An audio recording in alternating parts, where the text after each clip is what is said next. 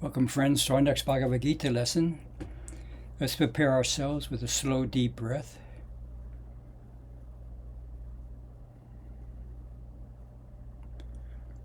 Hari Om Tat Sat. Om Shanti. We're on episode number 283, entitled, It's Not Dark Yet, but It's Getting There, from Bob Dylan's melancholy but beautiful, beautiful song. It goes, feels like my soul is turned into steel. I still got the scars that the sun didn't heal. Sometimes my burden is more than I can bear. It's not dark yet, but it's getting there. And we're on the 6th verse of the 8th chapter. Krishna says, whatever occupies the mind at the last moment when one leaves the body determines the soul's destination, Arjuna, for one becomes absorbed in that thought.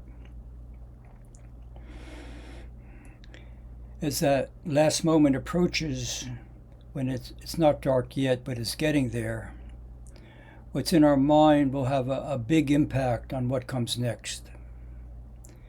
This verse echoes the saying, as a man thinks, so he becomes.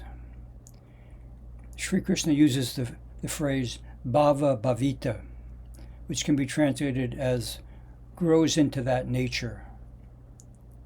Whatever constantly occupies our mind gradually molds our consciousness into its likeness.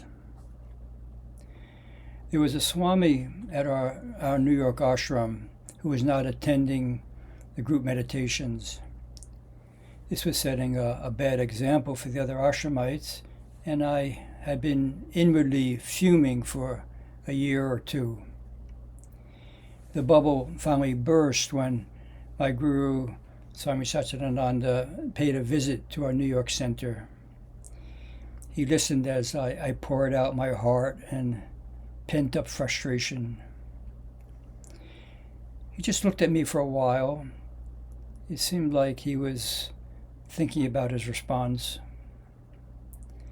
He finally said, true, he's not setting a good example, but be careful.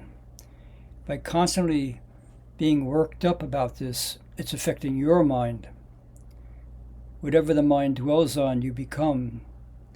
So don't be surprised if you start to miss meditation.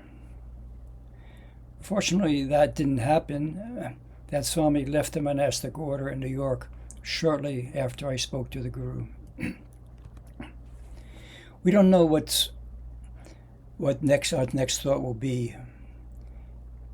It's not easy to control what our last thought will be leaving the body.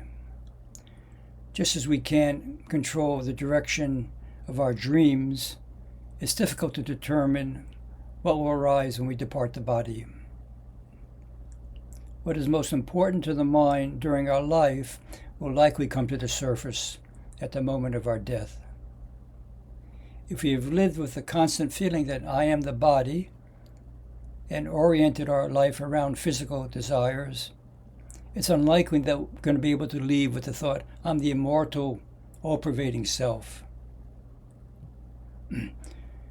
Swami Shivananda says, at the time of death, the whole storehouse of impressions and desires is churned out, and the most prominent, the strongest, and cherished desire comes to the surface of the mind.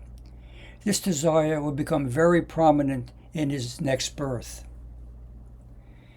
And Swami Chinmayananda says, the time of death, when the occupant of the body has packed up to quit, is not the moment to decide or plan to travel. At such a moment, instinctively, its thoughts will run through habitual channels, and the flight of the thoughts at that moment would determine the direction of the soul's pilgrimage.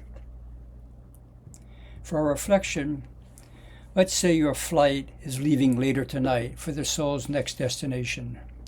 Do you feel that you've got your ticket to the best destination? Thanks for joining. See you soon. Om Shanti, Shanti, Shanti.